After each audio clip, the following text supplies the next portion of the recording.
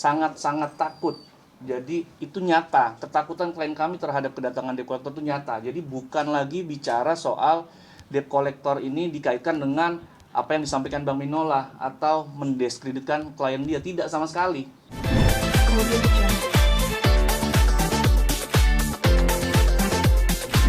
Baik. Oke, silakan Bang. Ya, bismillahirrahmanirrahim. Assalamualaikum warahmatullahi wabarakatuh. Salam sejahtera untuk kita semua. Yang saya hormati rekan-rekan media, terima kasih atas kehadirannya. Baik, preskon hari ini adalah preskon kami yang pertama ya. Jadi pemberitaan kami yang sebelumnya itu bukan preskon, tetapi sifatnya adalah kami memang diminta untuk wawancara, tapi tidak mengundang langsung. Tapi hari ini memang kami mengundang kawan-kawan wartawan ya, untuk apa? Yang pertama untuk menanggapi persoalan kami yang disampaikan oleh senior saya Bang Minola ya dalam preskonnya beliau. Jadi sekali lagi kami akan menyampaikan semua berdasarkan fakta. Jadi kami tidak berbicara angan-angan, kami bicara berdasarkan fakta. Baik, yang pertama saya sebenarnya agak bingung juga karena dalam apa yang kami sampaikan kepada teman-teman media ya terkait debt collector ini langsung ditanggapi dengan berita-berita hal-hal lain di luar dari debt collector. Saya mau mempertegas pertama bahwa terkait debt collector tujuan kami menyampaikan ya, sekali lagi tujuan kami menyampaikan ke media terkait debt collector hanya satu, agar klien kami Sarwenda tidak lagi didatangi oleh debt collector. Itu tujuan kami. Tidak ada maksud lain, tidak ada tujuan lain yang menyudutkan salah satu pihak atau siapapun. Kami berani memastikan bahwa apa yang kami sampaikan terkait kehadiran debt collector tujuannya cuma satu, agar klien kami tidak didatangi lagi oleh debt collector. Klien kami adalah ibu rumah tangga, klien kami adalah wanita, sangat-sangat takut. Jadi itu nyata, ketakutan klien kami terhadap kedatangan debt collector itu nyata. Jadi bukan lagi bicara soal debt collector ini dikaitkan dengan apa yang disampaikan Bang Minola atau mendiskreditkan klien dia, tidak sama sekali. Ya, tetapi pihak-pihak di dalam debt collector ini kan saya harus sampaikan bahwa ada pihak yang namanya RSO. Ya kan? Tapi kami tidak menyudutkan siapapun. Kenapa kami sampaikan di media? Karena pertama, klien kami tidak punya hubungan hukum dengan bank dan tidak punya hubungan hukum dengan debt collector. Lalu bagaimana kami menyampaikan untuk supaya tidak datang? Ya, melalui saya sampaikan agar klien kami tidak lagi didatangi oleh debt collector. Tujuannya hanya itu. Kami kaget, jujur aja, dengan segala kerendahan hati.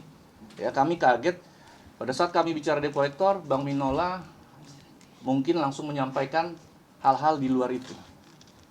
Ya, yang pertama masalah anak, yang kedua masalah nafkah, yang ketiga masalah juga ada surat keberatan dari kami. Ya, jadi saya sampaikan juga kepada Bang Minola bahwa terkait masalah anak.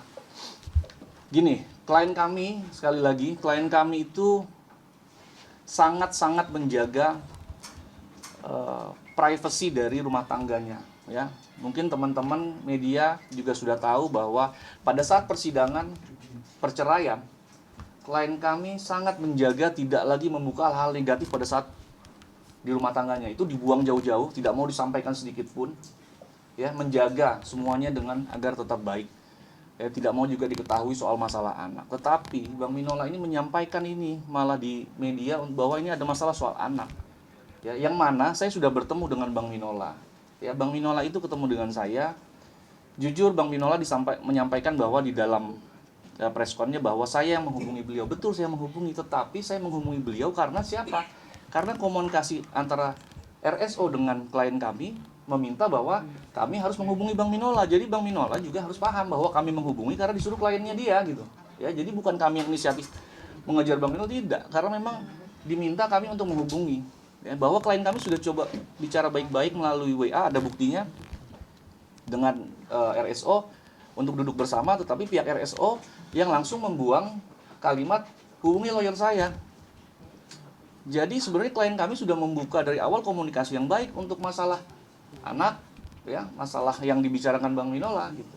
Ya, jadi sekali lagi eh akhirnya mau tidak mau, suka tidak suka, klien kami akhirnya bicara soal anak. Karena memang apa? Karena memang ini dimulai dari preskonnya Bang Minola yang menyampaikan bahwa ada masalah soal anak. Saya tegaskan, klien kami Sarwenda tidak pernah menghalang-halangi seorang bapak untuk bertemu anaknya. Ya, sekali lagi tidak pernah menghalang-halangi. Yang terjadi adalah bagaimana komunikasinya lagi kurang pas. Ya, jadi gini, parentingnya dari klien kami atau cara klien kami mengajarkan anaknya itu tidak memberikan seperti barang gitu. Jadi anak harus ke sana, harus sini, tidak. Dia ajak komunikasi dengan anaknya. Pada saat anaknya mau ketemu neneknya, dia bawa ke neneknya. Pada saat anaknya mau diantar oleh tantenya, dia ikuti. Jadi mengikuti kemauan anak. Pada saat itu juga mungkin bersamaan ada permintaan dari pihak RSO. Nah, tapi karena itu keinginan anak, ya klien kami tetap akan mendahului. Hanya masalahnya komunikasi yang terjadi adalah tidak pernah RSO dengan klien kami, ya, melalui asistennya. Nah, ini sebenarnya yang parenting yang tidak diharapkan. Memang ini sebuah dampak dari sebuah perceraian, tetapi tetap sebisa mungkin kalau bisa yang komunikasi keperluan anak ya bapaknya dan ibunya gitu tetap. Ya kan? Nah, jadi itu sebenarnya hanya miskomunikasi dan tidak pernah ada niat sedikit pun untuk menjauhkan, itu salah besar.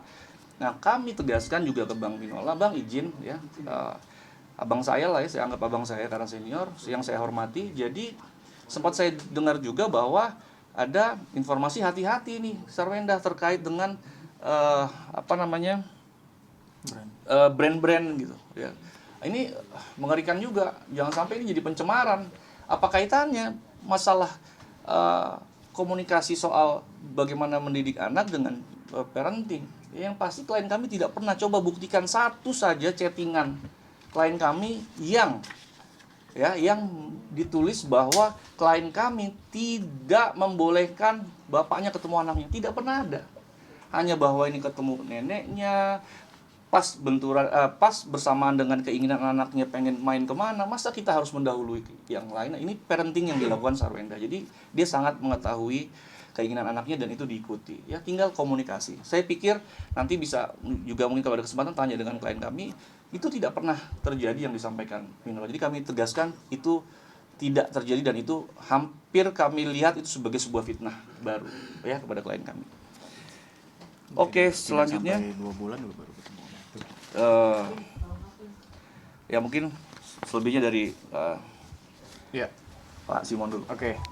Terima kasih Bang Kris. Jadi kemudian hal berikutnya yang hendak kami luruskan pada kesempatan kali ini adalah terkait bahwa Bang Minola pada saat preskonnya menyampaikan bahwa ada biaya-biaya hidup yang diberikan oleh RSO kepada klien kami. Jadi sebenarnya itu merupakan bentuk biaya pemeliharaan anak yang sebenarnya sudah dibicarakan sebelumnya dan tidak ada paksaan. Jadi biaya-biaya keperluan anak itu sudah pernah disampaikan dan sudah pernah ditanyakan oleh klien kami sendiri kepada RSO. Apakah ini mau dibagi dua atau tidak? Nah, ini dalam proses perceraian loh, ya. Dan jawaban RSO saat itu apa? Tidak ada beban yang dibagi dua untuk keperluan rumah. Sampai kapan? Sampai anak-anak selesai kuliah. Dia tanggung jawab sepenuhnya. Dia tanggung jawab sepenuhnya. Jadi justru ada biaya-biaya lain yang klien kami sendiri bayarkan untuk keperluan anak-anak dan tidak ditagihkan kok ke RSO. Jadi ini yang perlu kita luruskan, begitu ya. Dan fakta berikutnya, ini fakta yang menurut klien kami pada masa perkawinannya dulu pun, ya, jadi sejak perkawinan sampai sebelum memiliki anak, itu klien kami diberikan uang saku untuk istri yang jumlahnya sangat terbatas. Lalu kemudian setelah mempunyai anak, tidak ada lagi uang khusus untuk istri. Yang ada hanyalah uang untuk keperluan anak-anak dan keperluan rumah tangga. Ya, dan itu semua direimburse. Nah, ini fakta yang harus kami luruskan. Jadi sebenarnya antara RSO dan klien kami pada proses perceraian dulu ada satu kesepakatan. Kesepakatan yang ditandatangani di hadapan notaris. Apa isi kesepakatannya? Isi kesepakatannya adalah hal-hal yang mengatur hak-hak RSO, hak klien kami dan anak-anaknya, gitu ya. Nah, jadi terkait dengan hal tersebut ada kewajiban-kewajiban yang Ruben seharusnya penuhi, tapi saat ini diduga lalai untuk dipenuhi dan atau tidak sepenuhnya dipenuhi. Sehingga ini akan berdampak kepada kepentingan anak-anak juga, begitu loh. Ya, jadi dalam perkara inilah yang memicu akhirnya ada pembicaraan harus dibicarakan lawyer to lawyer. Dan ini semua kami punya buktinya gitu loh. Kami punya semua bukti, ada chat, bahkan aktanya pun kita bawa hari ini. Tapi apakah perlu untuk ditunjukkan ke publik? Kami rasa tidak. Ya. Jadi itu yang perlu kami luruskan saat ini. Mungkin Bang, ada tambahan? Oke, jadi kawan-kawan, kami tuh kaget ya. Saya ulangi sekali, kami kaget karena kami bicaranya hanya debt collector, lalu Bang Minola bicara soal anak dan lain-lain. Pembicaraan saya dengan Bang Minola dalam sebuah pertemuan memang membicarakan hal-hal lain itu. Tapi kami tidak tahu bahwa akhirnya sampai dikonsumsi sebagai konsumsi publik seperti ini. Ya, tetapi karena memang sudah dibicarakan ya kami sampaikan. Ya, jadi kami sekali lagi klien kami ini seorang ibu ya, seorang ibu yang sangat-sangat menjaga semua nilai-nilai baik dari keluarganya ya, sampai di persoalan perceraian kita pahami bahwa tidak pernah ada tuh omongan jelek sedikit pun ya, tetapi tidak menutup kemungkinan apabila klien kami terus dipojokkan, klien kami akan bisa jadi menyampaikan apa adanya sebagai curhatan seorang istri selama ini ya kan. Jadi kami tidak mau juga larut di dalam situasi itu. Kami hanya ingin satu ya, tidak lagi kami disudutkan terkait masalah biaya-biaya hidup, karena biaya-biaya hidup itu jujur saja itu adalah sebuah kesepakatan. Bahkan Wenda dalam chatnya ada buktinya juga, tapi kami tidak tunjukkan karena bukti-bukti ini kami bisa pertanggungjawabkan secara hukum ya, dan kepada Tuhan Yang Maha Esa. Jadi kami tidak perlu tunjukkan di depan umum, tapi kami siap pada saat nanti berproses lanjut. Jadi klien kami itu dalam biaya hidup itu sebenarnya sudah sebuah kesepakatan. Ada chattingan Wenda dengan RSO menyatakan bahwa ini bagaimana? Ini biaya mau kita bagi dua.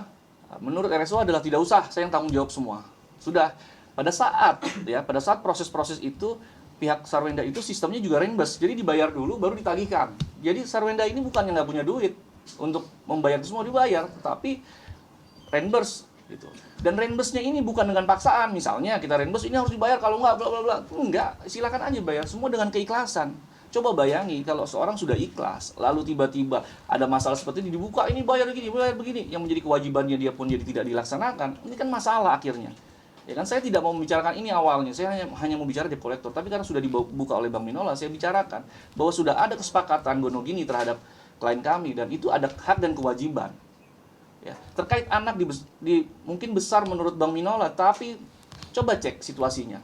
Ya, ada chat dari anak-anak pun yang tidak dibales sama RSO. Kemudian